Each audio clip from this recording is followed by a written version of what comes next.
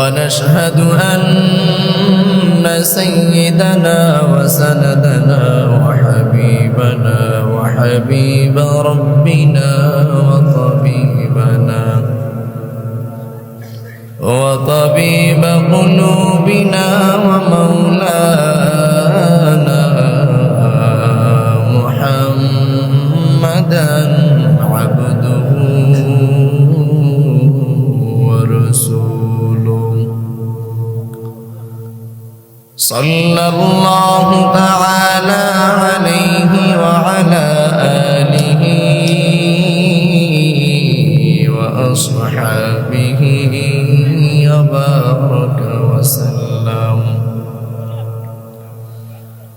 وبارك وسلم تسليما كثيرا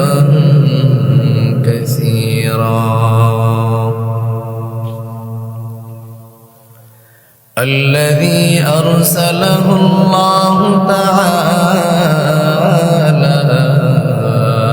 بالحق بشيرا ونذيرا وداعيا إلى الله بإذنه وسراجا منيرا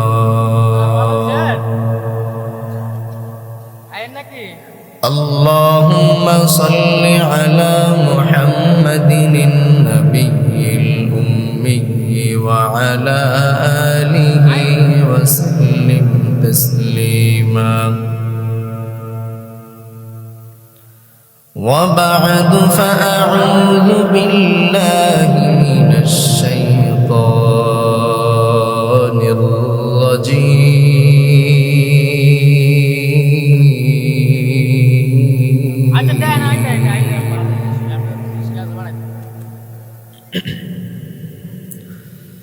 بسم الله الرحمن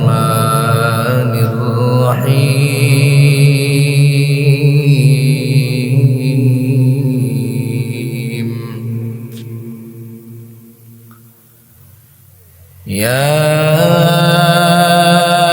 أيها الذين آمنوا اتقوا الله حق تقاته ولا تموتن إلا وأنتم مسلمون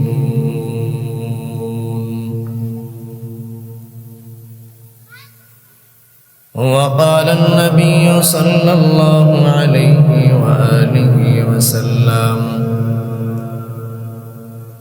اتق المحارم تكن أعبد الناس أو كما قال النبي عليه الصلاة والسلام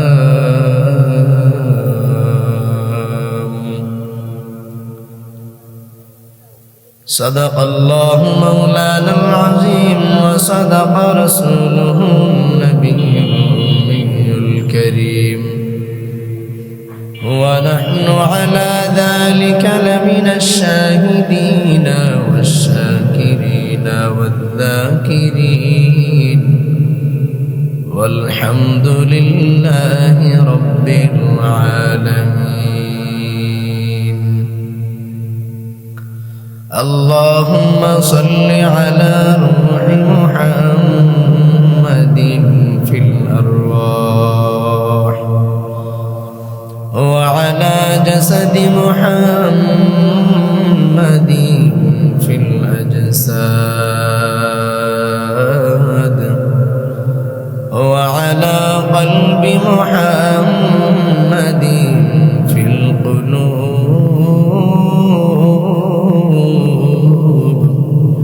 وعلى قبر محمد في القبور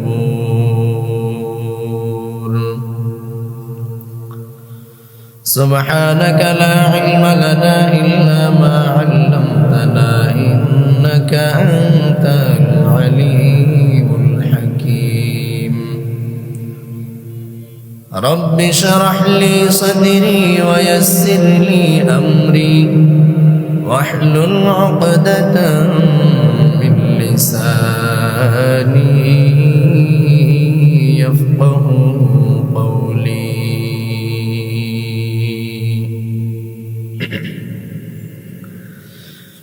दिन की सूरज की डूब रही है हम लोगों की सामने दिन की सूरज की डूब रही है हम लोगों की सामने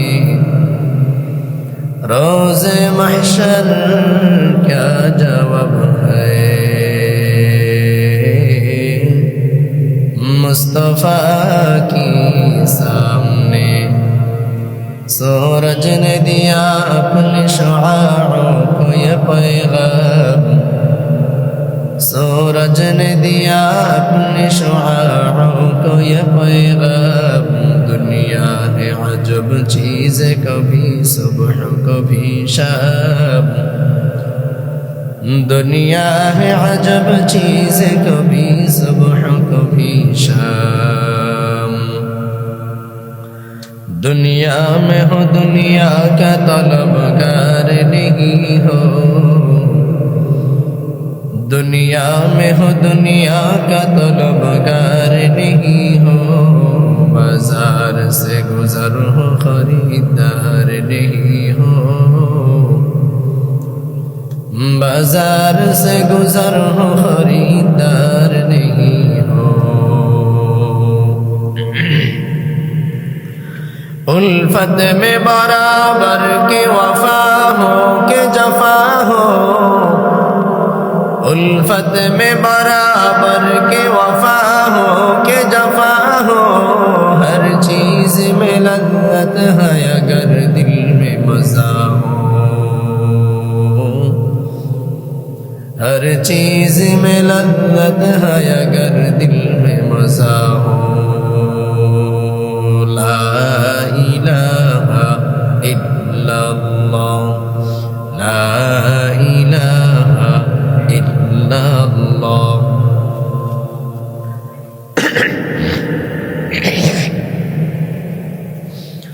ला इलाहा इल्लल्लाह ला इलाहा इल्लल्लाह ला इलाहा इल्लल्लाह সকলে পড়েন জবান খুলে পড়েন লা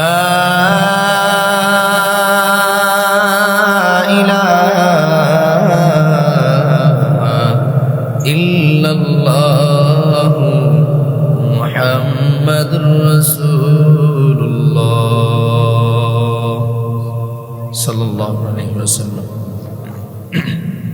আলহামদুলিল্লাহ চারিগাঁও শান্তিনগর বাইতুল নূর জামে মসজিদের উন্নতি কল্পে ও এলাকাবাসীর উদ্যোগে ষষ্ঠ বার্ষিক ইসলামী মহাসম্মেলনের 26শে ফেব্রুয়ারি 2025 আজ বুধবার অদ্য মাহফিলের দ্বিতীয় অধিবেশনে আল্লাহ পাক রব্বুল আলামিন আমাদের সকলকে আসার বসার তৌফিক দান করেছেন আমলের নিয়তে কিছু কথা বলার শোনার তৌফিক দান করেছেন এজন্য রব্বে করিমের দরবারে শুকরিয়াতান স্বরূপ কালিমাতুশ শুকর জবান খুলে দিল খুলে ইমানের আওয়াজ উঁচু করে উচ্চ কণ্ঠে সকলে একবার সমস্বরে চিল্লায় পড়ি আলহামদুলিল্লাহ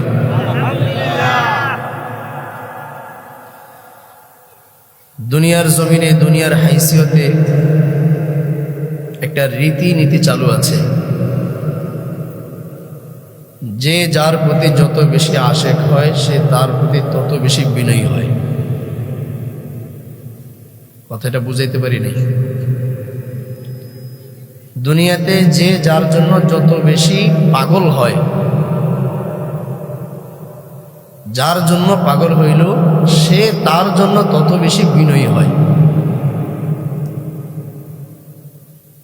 মানে যখন আপনি আমার পাগল হবেন আপনি আমার জন্য খুব পাগল, বা আমি আপনার জন্য অনেক পাগল, আপনার প্রেমে হাবুডুবু খাই, আপনার মহাব্বত সবসময় আমার অন্তরে আছে, আপনিও আমার জন্য সর্বদা বিনয়ী হয়ে থাকেন। যে যার জন্য আসে সে তার জন্য সব কিছু দিতে বাধ্য, জীবন উজাড় করে দেয়। যখন দেখি দুনিয়ার কোনো বড়লোক, টাকাওয়ালা, পয়সাওয়ালা, তাদের কাছে যখন কোনো গরিব মোহাব্বত করনেওয়ালা তারে খুব মোহাব্বত করে ভালোবাসে, এমন কোনো মানুষ তার কাছে যখন যায়, সে পারে না সব কিছু দিয়ে দেয়। এমন মানুষ আছে না? আল্লাহ পাক রব্বুল আলামিন জমিনের মধ্যে কিছু কিছু মানুষের জন্য বড় আশিক, অনেক পাগল। কেন? আল্লাহ বলেন, লা ইন শাকারতুম লা আযীদান্নাকুম ওয়া লা ইন কাফারতুম ইন্না আযাবি লাশাদীদ। যে ব্যক্তি নিয়ামত পাইল, নিয়ামতের শুকর আদায় করলো, আল্লাহ তার নিয়ামতকে বৃদ্ধি করে দেয়। যখন কোনো বান্দা আল্লাহর পাগল হয়ে থাকে, ওই বান্দা সর্বদা সবসময় আল্লাহর নামের জবানের জিকির তার অন্তরে থাকে, ঠিক না বেঠিক? যখন কোনো বান্দা আল্লাহর বড় প্রিয় পাগল হয়ে থাকে, তখন ওই বান্দার প্রতি আল্লাহ তাআলা উজাড় করে বান্দার জন্য সব কিছু দিয়ে দেয়। বান্দা চাইতে না চাইতে আল্লাহ সব কিছু দিয়ে দেয়। ঠিক আমরাও যদি আল্লাহ তাআলার বড় প্রিয় পাগল হতে পারি, আশিক হতে পারি, তাহলে অটোমেটিকলি আল্লাহ পাকের সকল নিয়ামতের শুকরিয়া আমাদের জবান থেকে অটোমেটিক বেরিয়ে আসবে, ঠিক না বেঠিক? আজকের এই মাহফিলের এই মজমাটা অত্যন্ত দামি একটা মজলিস, অনেক দামি মজলিস। দুনিয়ার জমিনে যদি কোনো জান্নাতি বাগান দেখতে চান, তাহলে মাহফিলের মজমাগুলা দেখেন, এগুলোই জান্নাতের বাগান। যে মজলিসের মধ্যে আল্লাহ পাকের কালামের আলোচনা করা হয়, যে মজলিসের মধ্যে রাসূল করিম সাল্লাল্লাহু আলাইহি সাল্লামের গুণগান গাওয়া হয়, ওই মজলিস দামি হবে না তো মমতাজের গানের স্টেজ দামি হবে? হ্যাঁ, কথা বলেন। তাই মাহফিলের মজলিসগুলো দামি না? সংক্ষেপে ছোট্ট করে একটা উদাহরণ দিয়ে বুঝবেন। এক লোক আয়না বানাইছে, আয়না চিনেন তো, যেটার মধ্যে নিজের চেহারা দেখা যায়। যখন কোনো আয়না ছিল না, তখন একজন আয়না যখন বানাইল, সে আয়নার দেখতেছে, আয়না যখন সামনে নিছে, সামনে নিয়ে দেখতেছে, আয়নার মধ্যে তারই মতন একজন মানুষ দেখা যায়। তো যে আয়নাটা বানাইছে সে যখন চেহারা সামনে ধরছে, তার ভিতরে আরেকটা মানুষ দেখা যায়, তার মতন চেহারা, নিজে নিজে অনুভব করতেছে। আবার তার বাবার মতো কিছুটা চেহারা দেখা যায়। তো বেচারা চিন্তা করতেছে আর বলতেছে, আরে আমার বাবা এতদিন পরে আমার সঙ্গে সাক্ষাৎ করার জন্য আসছে। আয়না সামনে নিয়ে বলতেছে তার বাবা তার সাথে সাক্ষাৎ করতে আসছে। তো এই বেচারা প্রত্যেক দিন ঘুমানোর আগে বালিশের নিচ থেকে আয়নাটা বের করে আর সামনে নিয়ে একটু কথা কয়, কান্নাকাটি করে আবার থুয়ে দেয়, তারপর ঘুমায় যায়। তো এটা আবার খেয়াল করতেছে তার বিবি, তার বউ এটা কয়দিন ধরে খেয়াল করতেছে যে বেচারা কান্দে, কি একটা হাতে নেয়, নিয়ে দেখে দেখে কান্দে, কথা কয়, একলা একলা কথা কয়, কার সাথে কথা কয়, দেখে থুইয়া দেয়, থুইয়া আবার ঘুমায় যায়। তো বিবি একদিন চিন্তা করতেছে, আমি আজকে দেখবো এটার মধ্যে কি আছে, যে আমার জামাই যে কান্দে, কিসের লেগে কান্দে, আমি একটু দেখবো। তো বেচারি সকালবেলা যখন স্বামী ঘর থেকে বেরিয়ে গেছে, কাছে চলে গেছে, তো বিছানার পাশে গিয়ে আয়নাটা বেচারি হাতে নিছে। হাতে নিয়ে দেখতেছে তার মধ্যে একটা যুবতী নারীর ছবি দেখা যায়। সে তো আর জানে না এটার মধ্যে তার ছবি দেখা যায়।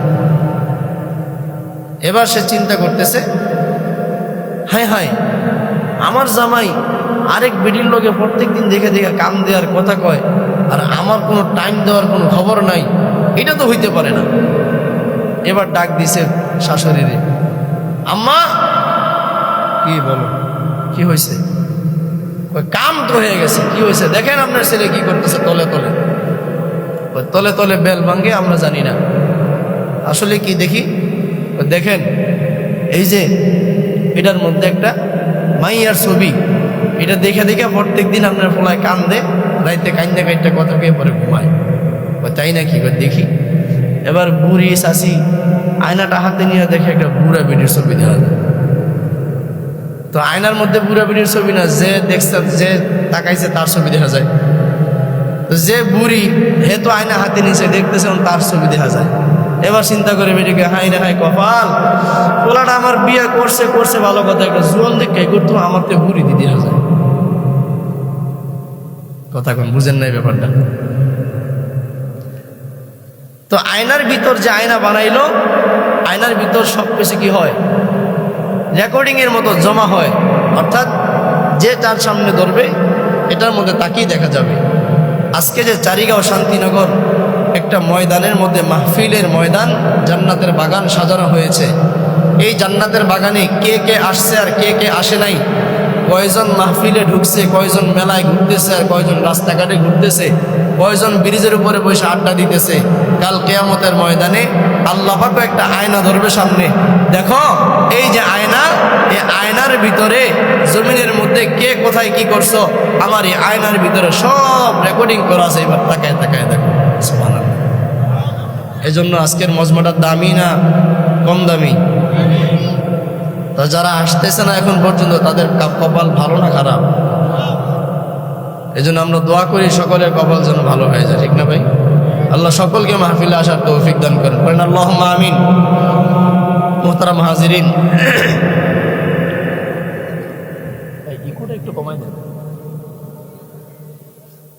মুহতারাম হাজিরিন, বলতেছিলাম আল্লাহ পাক রব্বুল আলামিন কালামের বাক্যের মধ্যে বলেন, ইয়া আইয়ুহাল্লাযীনা আমানুত্তাকুল্লাহ, হে দুনিয়ার মুমিন বান্দা বান্দির দল, হে দুনিয়ার মুমিন বান্দা বান্দিরা, হে দুনিয়ার মুমিনেরা, জমিনের মধ্যে একটু তাকাইয়া দেখেন না বাবা, আল্লাহ পাক রব্বুল আলামিন জমিনের মধ্যে হাজারো কোটি মানুষের মধ্য থেকে আল্লাহ মুমিনদেরকে আদর করে ডাক দিছেন। মুমিনদেরকে আল্লাহ ডাক দিয়ে বলেন, ইয়া আইয়ুহাল্লাযীনা আমানুত্তাকুল্লাহ। জমিনের মধ্যে আমরা দেখতে পাই, জমিনের মধ্যে মা এবং বাবা যখন সন্তানকে আদর করে ডাক দেয়, সন্তানকে যখন আদর করিয়া ডাক দেয়, আব্বু আব্বু বলে আদর করে ডাক দেয়, আদর সোহাগ দিয়া ডাক দেয়। আবার যখন নাকি সন্তানের প্রতি মা বাবার একটু রাগ হয়ে যায়, ওই সন্তানকে আবার মা বাবার ধমক দিয়ে ডাক দেয়, এই বেটা কোথায় গেছিলি, বলে কি বলে না? জমিনের মধ্যে মানুষ তার সন্তানকে যদি এতটাই মহাব্বত করে, এতটাই ভালোবাসে, ভালোবাসিয়া সন্তানকে আদর করে ডাক দেয়, বাবা মা আমার সন্তান আমার এদিকে আসো, কোথায় গেলাম মা, তুমি কি, তোমার কি হয়েছে, কি অসুবিধা আমারে বলো। জমিনের মধ্যে মা বাবা মনের মধ্যে ভালোবাসা নিয়ে সন্তানকে আদর করে ডাক দেয়, ওই দিক থেকে আমার আল্লাহর মায়া তো মোটে কম নয়, আমার আল্লাহর ভালোবাসা বান্দার প্রতি কিন্তু মোটেও কম নয়। জমিনের মধ্যে হাজারো কোটি মানুষের মধ্য থেকে আল্লাহ বাছাই করে করে ডাক দেয়, ইয়া আইয়ুহাল্লাযীনা আমানু। আল্লাহ তো এই কথাও বলতে পারতেন, ইয়া আইয়ুহান নাস। আল্লাহ মানুষ বলে আমাকে আপনাকে সম্বোধন করেন নাই, আল্লাহ তো আপনারে আমারে মানুষ বলিয়া ডাক দেন নাই, আল্লাহ বড় আদর করে ডাক দিছে, ও আমার মুমিন বান্দা বান্দিরা। আল্লাহ যখন কোনো বান্দারে আদর করে ডাক দেয়, তখন ওই বান্দারে বড় আদরের মায়া নিয়ে ডাক দেয়, মুমিন বলে ডাক দেয়। আপনার আমার কপাল কত বড় ভালো, আপনার আমার কপাল কত বড় ভাগ্যবান কপাল। সাহাবায়ে কেরামের জামানায় সাহাবায়ে কেরামরা জমিনের মধ্যে আসছে, মা ছিল বেঈমান, বাবাও ছিল বেঈমান। একটা পর্যায়ে নবীজির দাওয়াতের সোহবত পাইয়া, নবীজির সংস্পর্শ পাইয়া এক পর্যায়ে সোনার মানুষ জমিনের মধ্যে হয়ে গেছে। সাহাবায়ে কেরাম কষ্ট করে জমিনের মধ্যে দিন জিন্দা করেছেন, ঈমান এনেছেন, কিন্তু আমার আপনার বেলায় দেখা যায় আমার আপনার জন্য যুদ্ধ, ঈমানের জন্য যুদ্ধ করতে হয় নাই, ইসলামের মধ্যে থাকার জন্য যুদ্ধ করতে হয় নাই। মুমিনের খাতার মধ্যে নামটা লেখানোর জন্য, মুসলমানের খাতায় নামটা লেখাবার জন্য আমার আপনাকে যুদ্ধ করতে হয় নাই। যুদ্ধ ছাড়া, সংগ্রাম ছাড়া আল্লাহ আমারে আপনারে আদর করে মায়া করে মুসলমানের ঘরে পাঠাইছে। কত বড় নিয়ামত!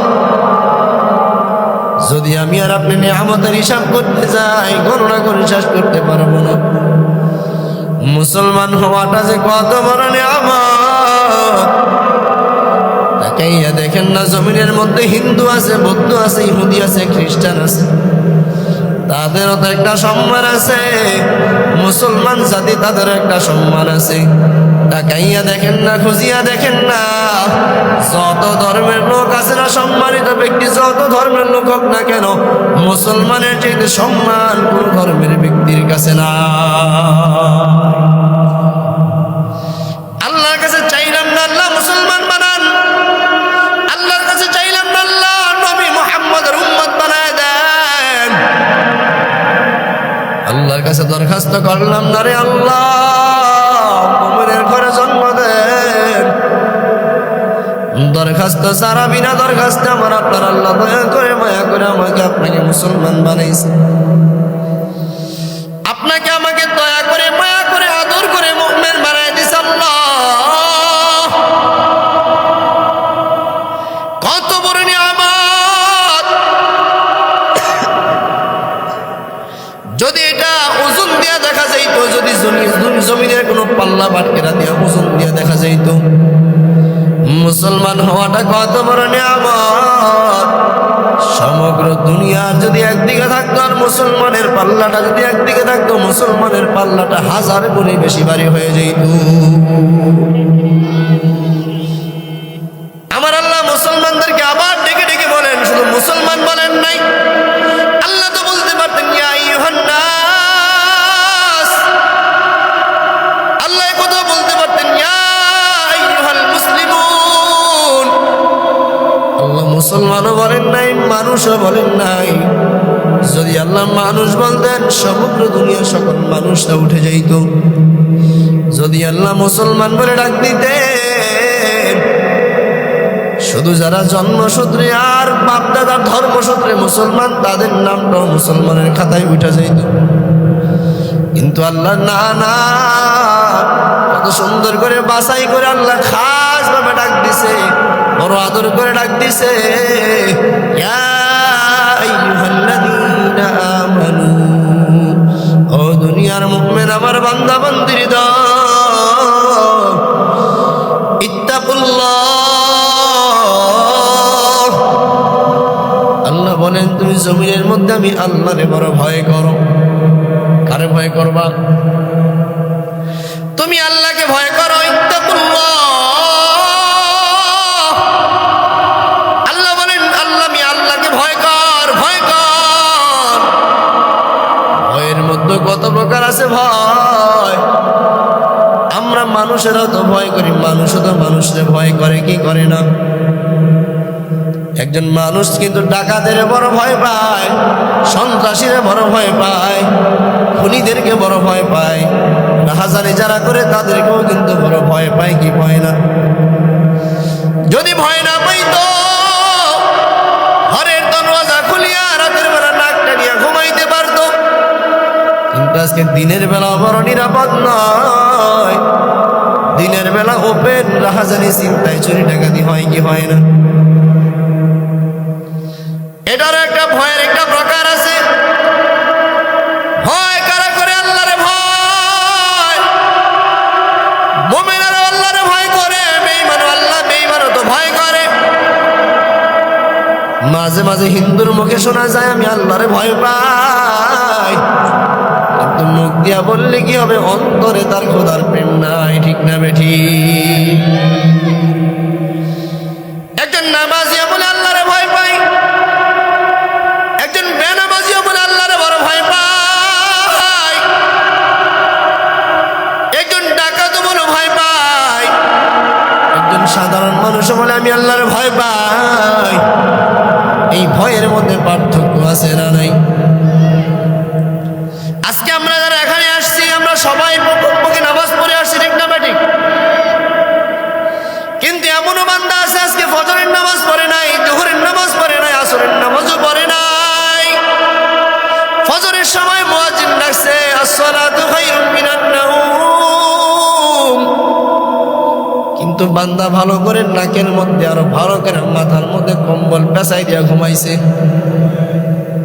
জোহরের সময় ডাক দিছে মুয়াজ্জিন হাইয়া আলাস সালাহ, আসরের সময় ডাকছে হাইয়া আলাল ফালাহ। নামাজের জন্য আসো, কল্যাণের জন্য আসো, কেউ ডাকে সাড়া দিল না।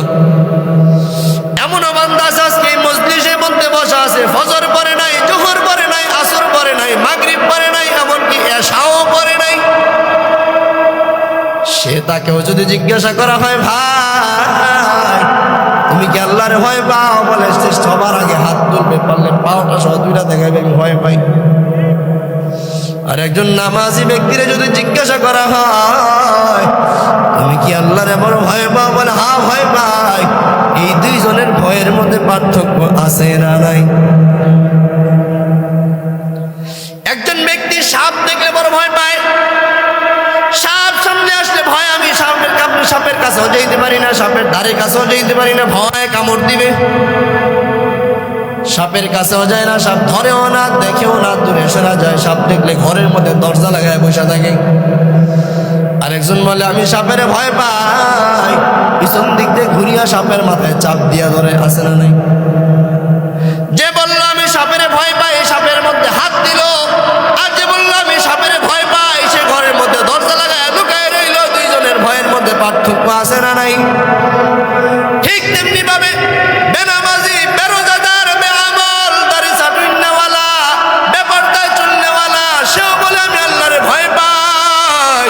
আরেকজন আল্লাহর ভয়ের কারণে, জাহান্নামের ভয়ের কারণে নবীর সুন্নতের মধ্যে আঘাত করতে পারে না, নবীর বিরুদ্ধে কথা বলতে পারে না, নামাজও ছাড়তে পারে না, ফরজ তো দূরের কথা, না জানি নফলটা আমার থেকে ছুটে যায়। চিন্তা, ওই ব্যক্তি বলে আমি আল্লাহরে ভয় পাই। বলেন না বাবা, দুইজনের ভয়ের মধ্যে পার্থক্য আছে না না? এজন্যই তো আমার আল্লাহ বলেন ইয়া আইয়ুহাল্লাযীনা আমানুত্তাকুল্লাহ, হে দুনিয়ার মুমিন বান্দা বান্দিরা আমি আল্লাহরে ভয় করো। কেমন ভয় করবা? হাক্কা তুকাতি, বলে এমন ভাবে ভয় করো, ভয় করার মতো ভয় করো যেমন নাকি সাপের ভয়ে ঘরের মধ্যে দরজা লাগাইছো, সাপের ভয়ে ঘরের মধ্যে তালা লাগাইছো, ঠিক তেমনি ভাবে রে বান্দা আল্লাহর ভয় এমন ভাবে অন্তরের মধ্যে ঢুকাইয়া নাও, যখন নাকি গুনাহ করতে যাইবা মনে করবা আমার আল্লাহ মনে তাকায় দেখতেছে, যখন নাকি সুদ খাইতে যাইবা চিন্তা করবা আমার আল্লাহ তাকায় দেখতেছে, যখন নাকি ঘুষ খাইতে যাইবা চিন্তা করবা আমার আল্লাহ তাকায় দেখতেছে, যখন নাকি অন্যের সম্পদ লুণ্ঠন করবা, রাহাজানি করবা, চিন্তাই করবা, চুরি করবা, ডাকাতি করবা, তখন মনে মনে ধারণা করবা আমার আল্লাহ দেখতেছে।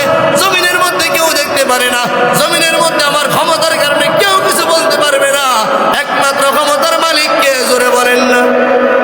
আল্লাহ বলতে পারেন কি পারেন না? জমিনের মধ্যে আল্লাহ এমনও করতে পারেন।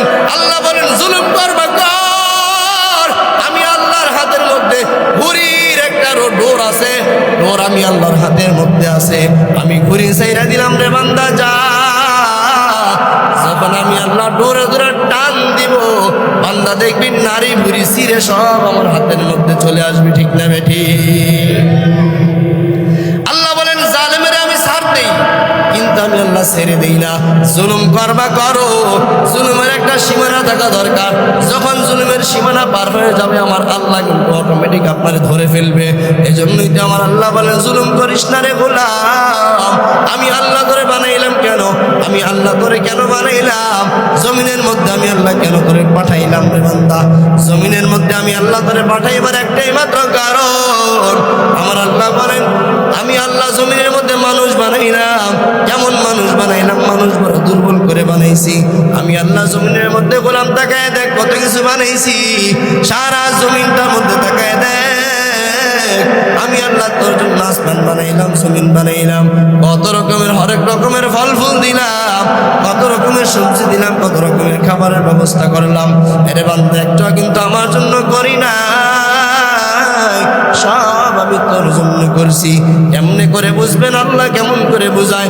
এ দুনিয়ার ব্যাপারে আমি প্রায় সময় মাঝে মাঝে একটা উদাহরণ দিয়ে বলি, জমিনের মধ্যে আমারও সন্তান আছে, আপনারও সন্তান আছে। আমি যখন আমার সন্তানের জন্য একটা জামা বানাইলাম, টাকা দিলাম আমি, কাপড় দিলাম আমি, বানাইলামও আমি। আপনি জিজ্ঞাসা করলেন জামাটা কার? বললাম আমার সন্তানের। বানাইলাম আমি, টাকা দিলাম আমি, খরচ দিলাম আমি, সব দিলাম আমি। জামাটা কার? বলে আমার ছেলের। আমার না, আমার ছেলের জামা, সব দিলাম আমি, বানাইলাম কার জন্য? ছেলের জন্য। ছেলেটা পরবে, আমি পরবো না, না আমি পরবো না, ছেলে পরবে। ছেলের জন্য বানাইলাম একটা জামা, ছেলের জন্য বানাইলাম, টাকা দিলাম আমি, কাপড় দিলাম আমি, মজুরি দিলাম আমি, সব আমার পকেট থেকে দিলাম। আমার জন্য বানাই নাই, আমার সন্তানের জন্য বানাইছি। ঠিক যেমনি ভাবে আল্লাহ বুঝাইতেছেন, কেমন করে জমিনের মধ্যে তাকায় দেখ। বলে ছেলেটা কার? ছেলেটা আমার, জামাটা আমার নয়, খরচ দিলাম আমি, জামাটা আমার না, আমার ছেলের। কিন্তু ছেলেটা কার? ছেলেটা হইল আমার।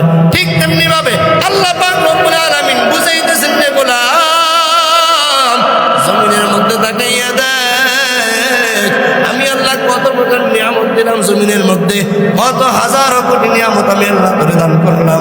আমি আল্লাহ তোরে টাকা দিলাম, সম্পদ দিলাম। আমি আল্লাহ জমিনের মধ্যে তোরে কোটি কোটি টাকার মালিক বানায় দিলাম। আমি আল্লাহ পাক রব্বুল আলামিন জমিনের মধ্যে তোরে কত সুন্দর নিয়ামত দিলাম। ডানে তাকা ভিতরে নিয়ামতে ভরা, বামের দিক তাকা ভিতরে নিয়ামতে ভরা, উপর দিকে তাকাবে নিয়ামতে ভরা, গাছের দিকে তাকাইয়া দেখ নিয়ামতে ভরা,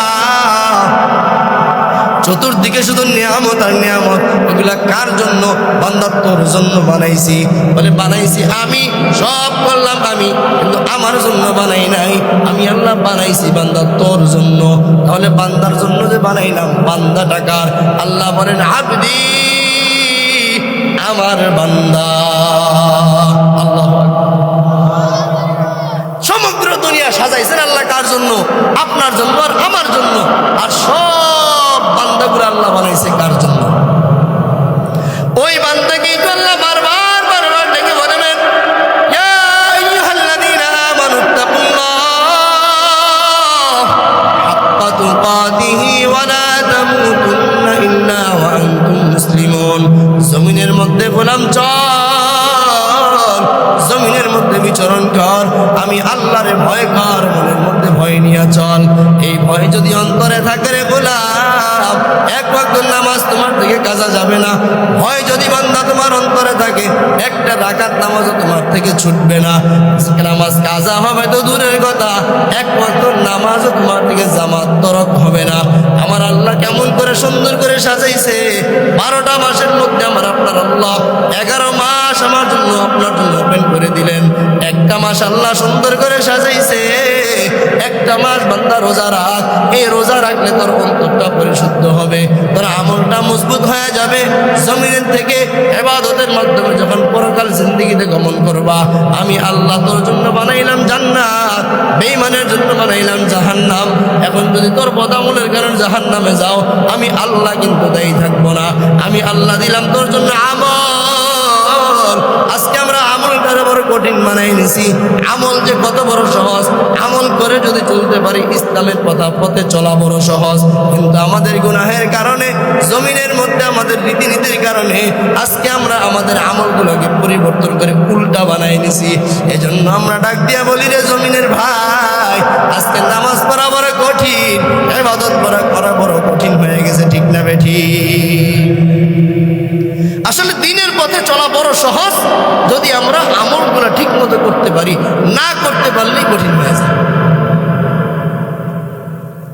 এই জন্য আমার আল্লাহ বলেন ভয় কর। কারে ভয় করবি রে গোলাম? আল্লাহরে ভয় কর। কেমনে ভয়, কেমন ভয় করবি? হাক্কা তুকাতিহি। আল্লাহ বলেন ভয় করার মতো ভয় কর। শেষে আবার আল্লাহ রেড সিগন্যাল বাজায় দিছে, ওয়ালা তামুতুন্না ইল্লা আনতুম মুসলিমুন। বান্দা ভালো করে শুনিয়া নাও, জমিন থেকে তো একদিন অবশ্যই প্রত্যাবর্তন করবা, কবরের মধ্যে আসবা। কবরে আসার আগে ভালো করে শুনিয়া নাও, পরিপূর্ণ মুসলমান না হইয়া কিন্তু কবরের মধ্যে আসিও না। আল্লাহ রেড সিগন্যালও দেয়া দিছে, আল্লাহ সুন্দর সাজায়ও করে দিছে, আবার রেড সিগন্যালও দিছে, সুন্দর পথ দেখাই দিছে, আবার রেড সিগন্যালও বাজাই দিছে। সাবধান, এমনটা করা যাবে না, সাবধান, এমনটা করা যাবে না। সন্তানরে বাবা আদেশ করে, বাবা এটা করো, ওটা করো, ওটা করো, সাবধান, এটা করা যাবে না। পয়গম্বর আদমকে আল্লাহ বলছে, লা তাকরাবা হাযিহি শাজারা ফাতাকুনা মিনাজ জালিমিন। আরে আদম, আমি তোমার সমস্ত জান্নাতে চলার জন্য তোমার অনুমতি দিলাম, ওপেন করে দিলাম, কিন্তু সাবধান, ভালো করে মনে রাখবা, লা তাকরাবা হাযিহি শাজারা, তোমার আমি একটা রেড সিগন্যাল দিয়ে দিলাম, এই গাছের ফল তো ধরবা দূরের কথা, গাছের কাছেও যাইবা না। ঠিক তেমনি ভাবে আল্লাহ পাক আমার আপনার জন্য কোরআনে আয়াত নাযিল করলেন, বান্দা তোমার মধ্যে আল্লাহর ভয় অন্তরের মধ্যে ফিট করিয়া নাও। অন্তরের মধ্যে যে ভয় নিবা, ভয়টা সামান্য ভয় হলে চলবে না, সাধারণ ভয় হলে চলবে না, একেবারে খাঁটি আল্লাহর জন্য ভয় অন্তরের মধ্যে লালন করতে হবে। আমরা যদি পিছন দিকে তাকাই, সাহাবায়ে কেরামের জামানায় কেমন ভয় তাদের অন্তরের মধ্যে ছিল, কেমন খোদা প্রেম তাদের অন্তরের মধ্যে ছিল। আল্লাহর পয়গম্বরের একজন সাহাবী, আল্লাহর নবীর সাহাবী, নবীর কাছে এসে হাউমাউ করে কান্দে, নবীর কাছে এসে হাউমাউ করে চিৎকার করে কান্দে, বলে পয়গম্বর, আল্লাহ আমার গুনাহগুলো ক্ষমা করবেনি, আল্লাহ আমার জীবনের গুনাহগুলো ক্ষমা করবেন। হাউমাউ করে কান্দে, নবী ডাক দিয়া কয়, কি সমস্যা আমারে খুলিয়া কও। সাহাবী ডাক দিয়া কয়, পয়গম্বর, আমার থেকে বড় অপরাধী মনে হয় জমিনের মধ্যে কেউ নেই।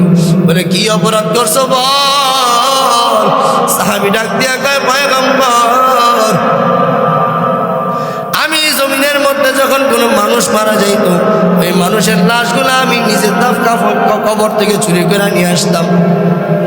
আমি কবর থেকে কাফনের কাপড় খুলিয়া মানুষগুলার লাশগুলো আমি চুরি করে আমি নিয়ে আসতাম, নিয়ে আসা হাড়গুড়গুলো বিক্রি করে দিতাম, কাফনের কাপড়গুলো বিক্রি করে দিতাম আলাদাভাবে। কোনো মানুষ যখন মারা যাইত, আমি তার লাশগুলো আমি চুরি করে নিয়ে আসতাম। রে পয়গম্বর, আজকে আমার একটা ঘটনা এমন আমাকে কাঁদাইল, এই ঘটনার কারণে আমি কাঁদতে কাঁদতে পুরো বেহুশ হয়ে গেছি রে পয়গম্বর, আমার অন্তর থেকে ভয় কাটেই না, ভয় কাটেই না। বলে, কি ঘটনা ঘটাইলা। বলে, পয়গম্বর, আমি আজকে যখন রাতের বেলা আমার ওই একটা কবর থেকে নতুন কবর আমি লাশ চুরি করতে গেলাম, লাশ চুরি করতে গিয়ে নামিয়া দেখি ওই কবরের মধ্যে সুন্দরী রমণী একটা নারীর লাশ রাখা। ওই রমণী এমন একটা নারী ছিল, তার প্রতি জমিনের মধ্যে আমার খুব কাহেসাত ছিল। আমি এমন একটা ওয়াদা করেছিলাম, একটা সময় আমি ওয়াদা করেছিলাম, আমি মরার পরে হলেও তার সঙ্গে আমি জেনা করে দিব, তাকে খেয়ে দিব। এই চিন্তা করিয়া আমি কবরের মধ্যে নামলাম, নাইমা দেখি ওই রমণীর লাশটা, সুন্দরী টকটকে যুবতীর লাশটা, তার লাশটা সামনে দেখার পর তার কাফনটা যখন চুরি করতে গেলাম, কাফনটা যখন খুলে নিয়ে আসলাম, তারপরে আমি তার সঙ্গে এমন একটা কাজ করেছি রে পয়গম্বর, ওই মৃত লাশটার সঙ্গে আমি জেনা করেছি পয়গম্বর।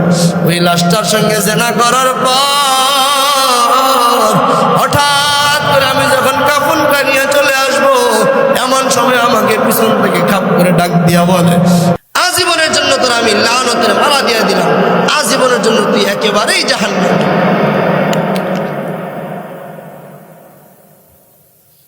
সারা জিন্দেগিতে আর জান্নাতের মধ্যে ঢুকতে পারবি না। বলে, কেন? এই জন্য তোর লানত দিয়ে দিলাম, তুই জাহান্নামী হয়ে যাবে, তুই জাহান্নামী, তোর আর জান্নাতের মধ্যে ঢোকার কোনো সুযোগ নাই, তোর সুযোগ চিরতরে বন্ধ হয়ে গেছে। ইবলিস ডাক দিয়া কয়, আল্লাহ, আজকে যেহেতু আমি বনি আদমের কারণে জাহান্নামের মধ্যে জান্নাত থেকে বেরোইলাম, আমি ওয়াদা করে যাইতেছি আমি যে জাহান্নামে যাবই যাব, সাথে সাথে এই বনি আদমকে নিয়ে আমি জাহান্নামে যাব। কারণ যার জন্য আমি জান্নাতে থাকতে পারলাম না, তারেও আমি জান্নাতে থাকতে দিব না।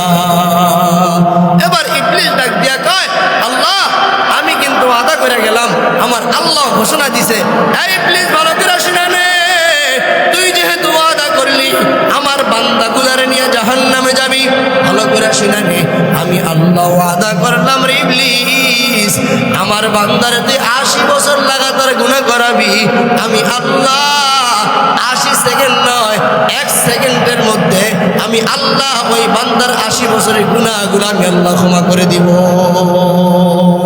কেমনে দিবে কেমনে দিবে? আমার আল্লাহ জানাই দেই রে গোলাম, আমি আল্লাহর কাছে ক্ষমা চাও, আমি আল্লাহর কাছে মাফ চাও, আমি আল্লাহ ক্ষমা করে দিব। আল্লাহর কাছে বান্দা ক্ষমা চাইতে দেরি, যদি বান্দা 2 ফোঁটা চোখের পানি ফেলায় আল্লাহর কাছে কান্নাকাটি করতে পারে, 2টা ফোঁটা চোখের পানি যদি আল্লাহর দরবারে হাজির নাজির মনে করে পানি ফেলাইতে পারে, আল্লাহ বলে রে গোলাম তোর চোখের পানিটা চোখের কোটা থেকে গড়াইয়া দাড়ি বসিয়া থোতার নিচে আসার আগে আগে আমি আল্লাহ তোর গুনাহগুলো মাফ করিয়া দিব। এজন্য আমার আল্লাহ বলেন, ইয়া আইয়ুহাল্লাযীনা আমানুত্তাকুল্লাহ হাক্কা তুকাতিহ। আল্লাহ বলেন, এর দুনিয়ার মুমিন বান্দা বান্দির দল, আমি আল্লাহর ভয় কর। আমি আল্লাহর যখন ভয় করবি অটোমেটিক বান্দা গুনাহ থেকে তোর মনটা বিরত হয়ে যাবে। আমি আল্লাহর ভয় যখন তোর অন্তরের মধ্যে থাকবে অটোমেটিক তোর দিল থেকে গুনাহের আশাগুলা নষ্ট হয়ে যাবে। এরে বান্দা সামনে তাকাইয়া দেখো না, রমজান মাস সামনে হাজির হয়ে গেছে। এই রমজান হলো তাকওয়া অর্জন করার মাস। আল্লাহ বলেন, ইয়া আইয়ুহাল্লাযীনা আমানু কুতিবা আলাইকুমুস সিয়াম কামা কুতিবা আলাল্লাযীনা মিন ক্বাবলিকুম লাআল্লাকুম তাত্তাকুন। এই মাসটা হলো রমজান, আসতেছে রমজান। এই দীর্ঘ 11 মাস পাড়ি দিয়া আমাদের কাছে রমজান আসছে। এই রমজান সামান্য কোনো মাস নয়, রমজান হলো তাকওয়া অর্জন করার মাস, গুনাহ মাফ করানোর মাস, ধ্বংস করার মাস, গুনাহ থেকে মুক্তি নেওয়ার মাস। এই মাসগুলো যদি ইবাদত করতে পারি, একটা মাস লাগাতার ইবাদত করব, 1 মাসের ইবাদতের কারণে আল্লাহ তাকওয়া অন্তরের মধ্যে ফিটিং দেয়া দিবে। তাকওয়া অর্জন হয়ে গেলে আল্লাহ পাক সমস্ত গুনাহগুলো অটোমেটিক আল্লাহ ক্ষমা করে দিবে।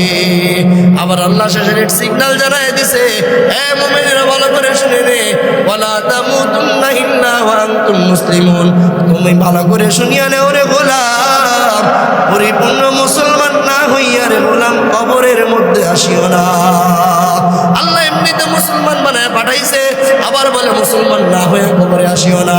এ দুনিয়ার মুসলমান ভালো করে শুনে নেন, আল্লাহর নবী জনাবে মুহাম্মদুর রাসূলুল্লাহ সাল্লাল্লাহু আলাইহি ওয়াসাল্লাম হাদিসের মধ্যে জানায় দেয়, ছোট্ট একটা হাদিস।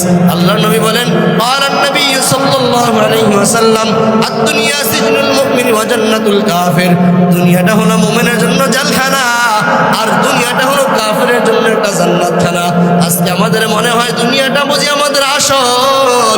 না রে বাবা, না না, দুনিয়া আপনার আমার জন্য আসল নয়, দুনিয়া তোমার আমার চিরস্থায়ী জায়গা নয়। আজকে দুনিয়ার মধ্যে আমরা রং তামাশায় পড়িয়া আমার আল্লাহরে ভুলে যাইতেছি, দুনিয়ার রং তামাশায় পড়িয়া আমি আপনার আল্লাহর নবীকে ভুলে যাইতেছি, আমরা দিন থেকে বিমুখ হয়ে যাইতেছি। আজকে গুনাহের কারণে আমাদের অন্তরটা মরিচাযুক্ত হয়ে গেছে। আজকে দুনিয়ার রং তামাশায় পড়িয়া দুনিয়ার সাজসজ্জা সব কিছু ভোগ করতেছি ঠিক, কিন্তু আল্লাহর প্রেম অন্তর থেকে দূরে সরে যাইতেছে। দিনের মোহাব্বত, ইসলামের মোহাব্বত অন্তর থেকে দূরে সরে যাইতেছে। ভালো করে শুনিয়া নেন রে বাবা, দুনিয়া থেকে একদিন অবশ্যই বিদায় নিয়ে চলে যেতে হবে। ওই বিদায় লগ্নটা যদি খারাপ হয়, কবরের মধ্যে কিন্তু একটু পরিমাণ আযাব কম হবে না।